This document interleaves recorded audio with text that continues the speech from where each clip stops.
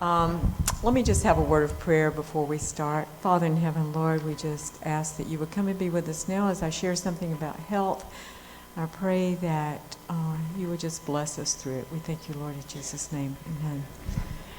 Okay, this evening we're going to talk a little bit more about plants. Last night I talked about the whole food plant-based diet and how important that is.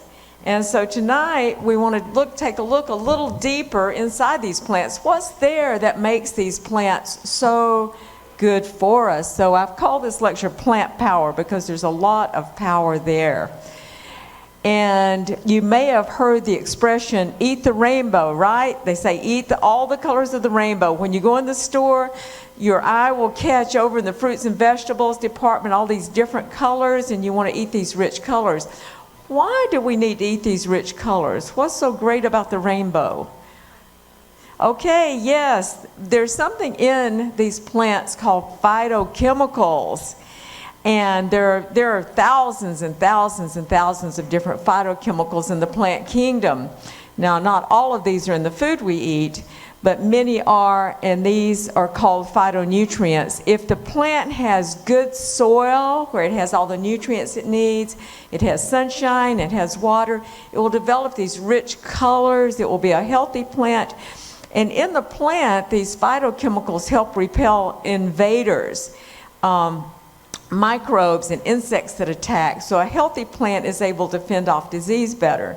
And then these phytochemicals, as they develop, also the ones that are phytonutrients for us can help give us health. They work at one level in the plant, but in a different level in us. So that's what we want to take a little bit of a look at tonight. The colors that they give, these phytochemicals give color, they give flavor, they give odor that we can smell, and it's very attractive to us. Think about how a watermelon smells, or when you crack it open, how a ripe one is just perfect and you can just taste that sweetness. Well, it's phytochemicals that gives that property, and it makes it something that we want to eat. It's attractive to us, and then when we eat it, it works to give us health. There are more than, I'm just going to take a look at one category here to give you an idea. There are many, many different families of phytochemicals. One is carotenoids, and that's one that you may have heard the names of more. There's more than 750 different carotenoids, only about 40 to 50 in our diet. And these are in the yellow to red color range. And they are also in green leafy vegetables, but the color is disguised by the chlorophyll, which is a stronger color. And some of these are alpha carotene, beta carotene. The beta carotene is probably the one that you're more familiar with. Everybody knows beta carotene is orange. And then the other ones too, lycopene and lutein, zeaxanthin. And the beta carotene has a lot of vitamin A activity. It will be converted to the vitamin A in the body, and this gives us better night vision. If you're not eating your orange vegetables, you may not have as good a night vision. Also, the alpha carotene and the beta cryptoxanthin has some vitamin A activity also, but beta carotene is the most important one. But there's a lot of other ones that we may not have heard about. And if you look at lutein and zeaxanthin, these are also good for the eyes, but in a different way. It's not concerned with night vision, but helping make our eyes healthy.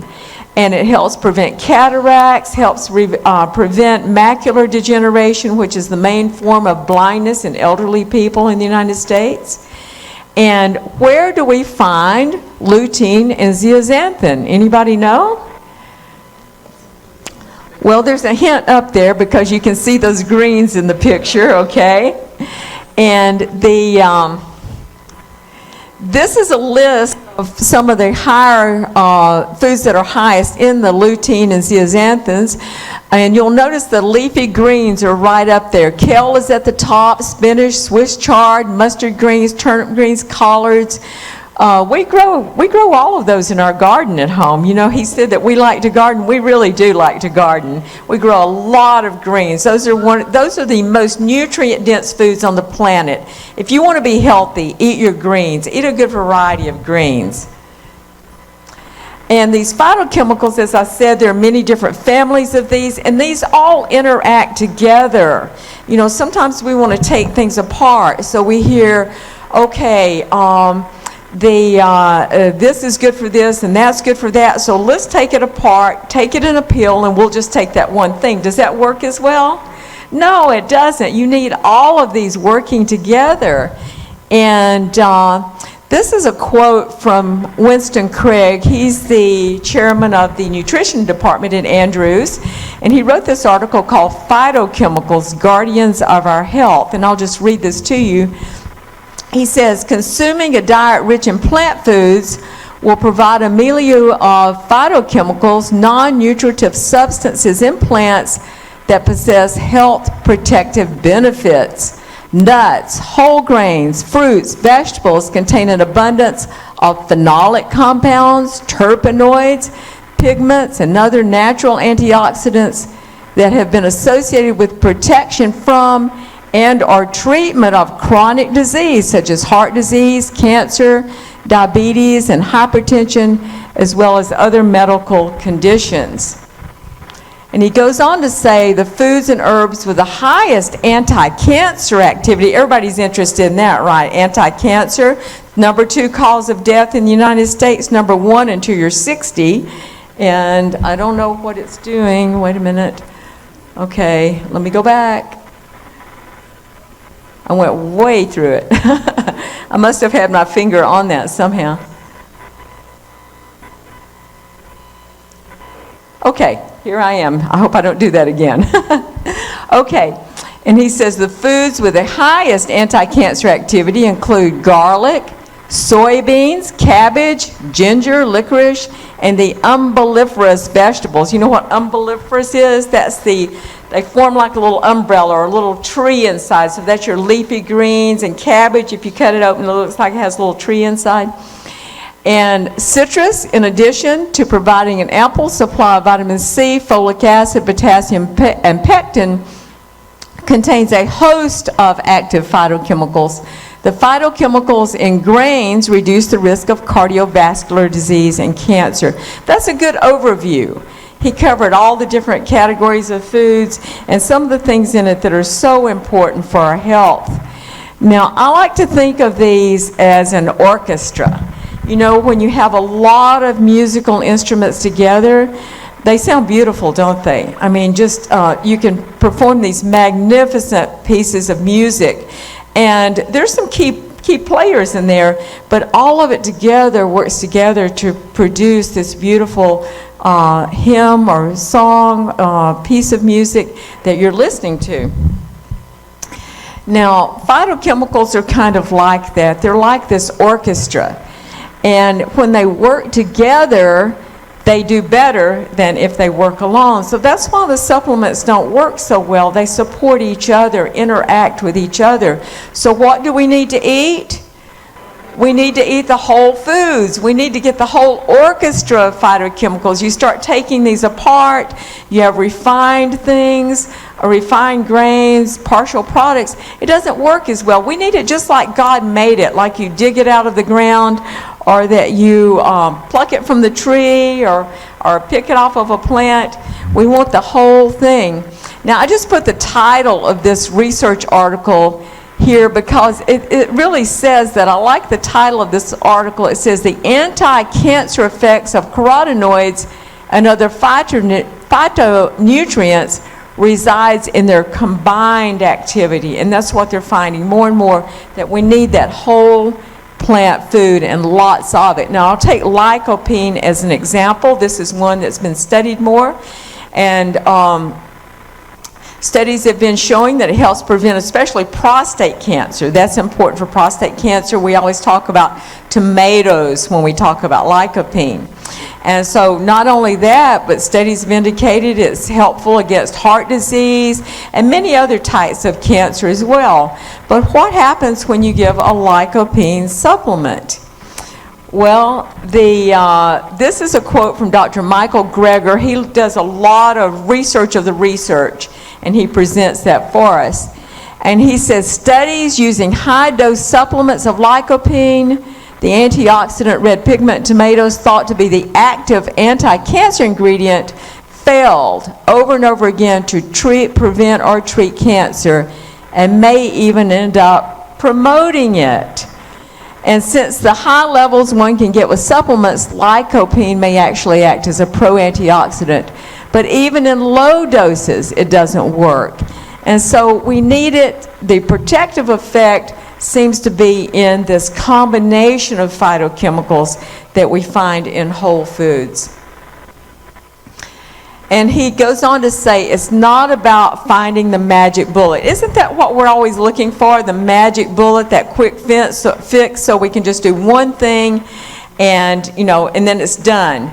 But it's not that simple. God made complex foods, and we need those whole complex foods, not just one thing out of it. Now, this is a study that was interesting. What happens if you put prostate cancer on a plant-based diet? Okay, and so in this study, this was done by Dean Ornish. He's been doing research for several decades. He's very well known for reversing heart disease and many lifestyle diseases out in California. And they took a group of 93 volunteers and assigned them to either an experimental group where they were told to make these significant lifestyle changes, or to a control group where they didn't make those changes. And then they took their blood from these subjects in both groups, and they dripped it on cancer cells in the laboratory. And what they found was the blood from people who had made the lifestyle changes was 8 times better at killing off those cancer cells than the blood from the person who had not made those changes. It's giving your blood power from these plants, what's in it. It's amazing. Okay, what about breast cancer? That was prostate cancer for men. Well, they did it was a different group. They did a similar study and put people on a low-fat, high-fiber diet, vegetarian diet, and they took their blood and again dropped it on cancer cells in the dish in the laboratory, and it showed that there was a significant slowing of growth and induced apoptosis. Apoptosis means that cancer cell basically just destructs. It disintegrates. And so it just gave that blood power again with this plant-based diet to fight that cancer. Okay, what are the 2 top food groups for fighting cancer? And I'm going to let you guess. What are the 2 top food groups? And I'll give you a hint. They're both in the plant kingdom. They're plant groups. Okay, things in the cabbage family. That's one. And things in the what other family? Okay, it is actually the onion and garlic family. Those are the 2 main groups. The onion and garlic actually has a little bit of an edge. It's mainly the garlic is number 1, but all of those are good. Green onions, shallots, leeks. Leeks are right up there too. All of those are very good at fighting cancer. And I've seen studies where it shows graphs of different kinds of cancer and which ones fight it best. And it's just amazing. These 2 groups just went out over everything. There's there's a few other things mixed in, but as a group, these are the main groups for fighting cancer.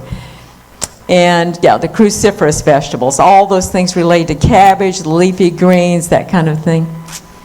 Okay, how about fruit? Does fruit fight cancer? Yeah, it does too. All these plant foods fight cancer, some better than others, but they're all good.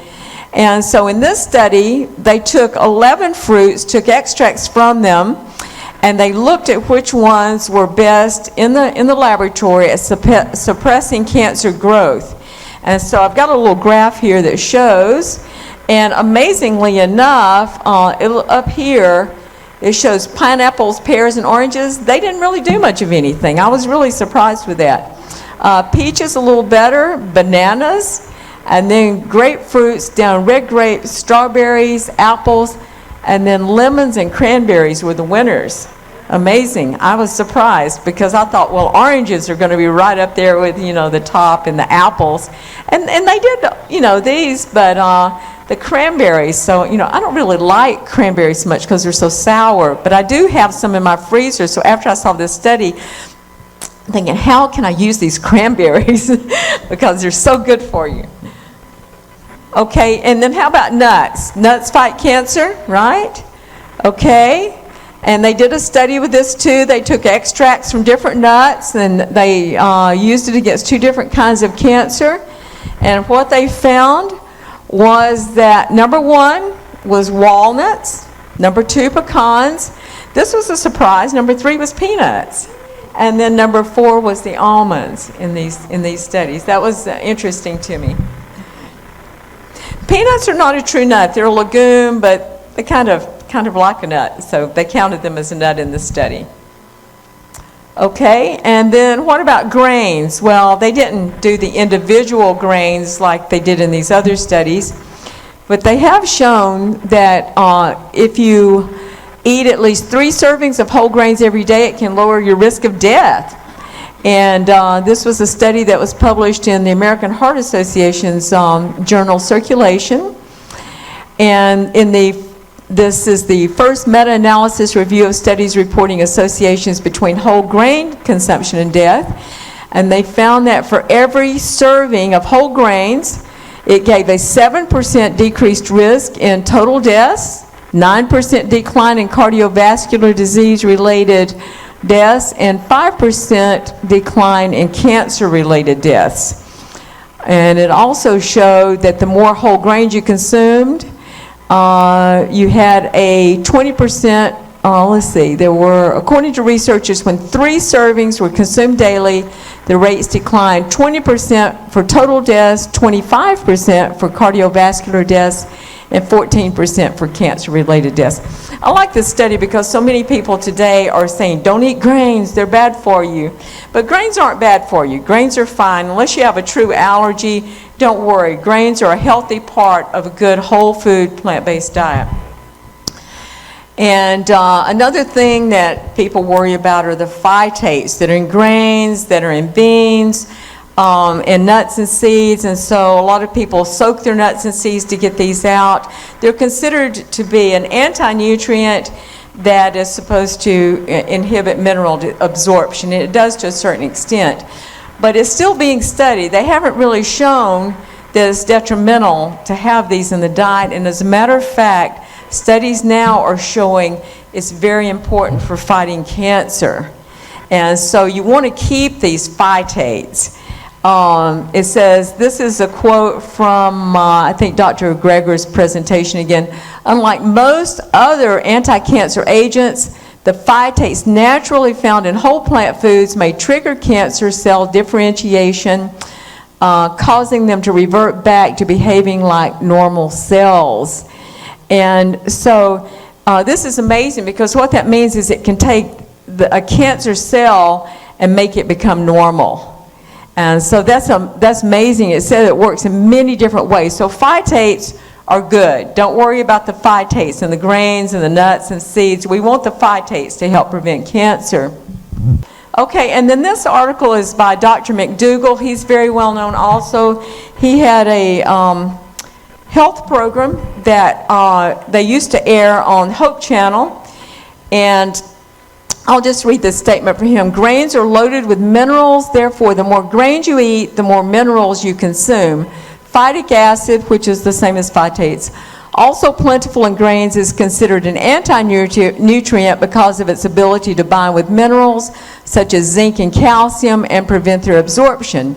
In real-life situations for otherwise healthy people, the consumption of grains in recommended amounts has had no adverse effect on mineral status. So basically, if you're eating a good balanced diet, you really don't have to worry about that as an anti-nutrient. Okay, now a lot of people have the question, should we eat an all raw diet? Should we cook our food?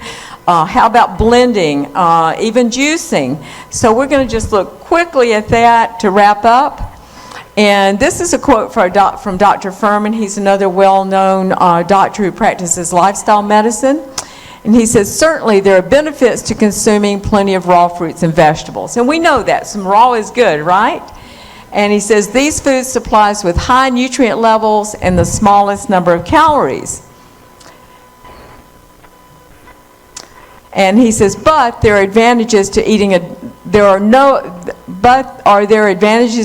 diet of all raw foods and excluding all cooked foods? The answer is a resounding no. In fact, eating an exclusively raw food diet is a disadvantage. Excluding all steamed vegetables and vegetable soups from your diet narrows your nutrient diversity and has a tendency to reduce the percentage of calories from vegetables in favor of nuts and fruits, which are lower in nutrients per calorie. And so we need both, really. We need cooked foods, we need raw foods. There are a lot of, as I said, many different nutrients. Some are more available when it's raw. They may be destroyed when it's cooked, but some are actually more available when it's cooked. And I just want to look at an example of this. This is a study that was done on kale. And in this study, the researchers took white blood cells, which is your germ-fighting force in your body, and they dripped a water extract from raw kale on them. And this actually boosted their production of antibodies, which helps them fight better. It quadrupled it. It multiplied them 4 times. And then they thought, well, what would happen if we cook the kale? Okay, so I'm going to ask you, what do you think? If you cook the kale, let's say you boil it for 30 minutes, does it still have those immune stimulatory effects? Okay, I have to say, I was surprised when I read this, but it actually worked better. It was boiled for 30 minutes and it actually worked better for the immune system.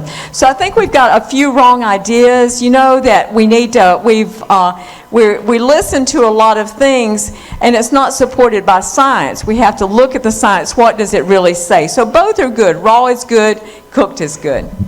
Okay, and then,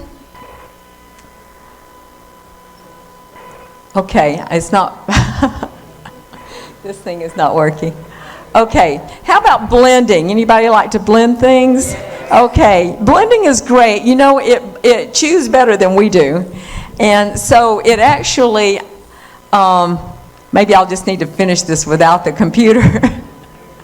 But if we blend it, then it actually makes nutrients more available to us. And so we don't need all of our food blended, but blending some is fine. I like cream soups to blend. A smoothie with vegetables or fruits in it is nice. And you don't want all of that. And you do want to mix it in your mouth good because you need it to mix with saliva for good digestion. But it does make a lot of nutrients more available. And then cooking and blending actually makes even more available than just blending. And so things like carotenoids especially are more available if you cook them. So carrots, you'll get a lot more out of carrots actually if you cook it and blend it than just eating them. And this is from Gregor. Boil the carrots for 3 minutes first, and even just regular chewing can release about 10 times more, but not as much as blended. Blending vegetables raw or cooked into soups, sauces, or smoothies can maximize nutrient absorption. And so that's a plus. And then what about juicing? Well, it's not whole foods when you juice, and so it's not the best. The best is going to be the smoothies, but every now and then, like I like carrot juice, we'll make some carrot juice, but I take that pulp from the carrot juice and I save it and I put it in something else that I'm cooking. That way you can have some nice juice, and then you can still get all the nutrients. So we have this recipe we make, it's like a tuna salad we make out of the carrot pulp. And you put some, I put a cashew mayonnaise in it and some sweet pickle relish and stuff, and it makes this really nice sandwich spread. So, or you can put it in bread, you can put it in the pulp in soups, and so if you want to make some juice, then save that pulp and use it in something else. That way you're getting that whole orchestra, not just a few things. Okay, and remember, you are what you eat. That old saying is very true, okay? So that completes mine for tonight, and then Luke can come up and do his.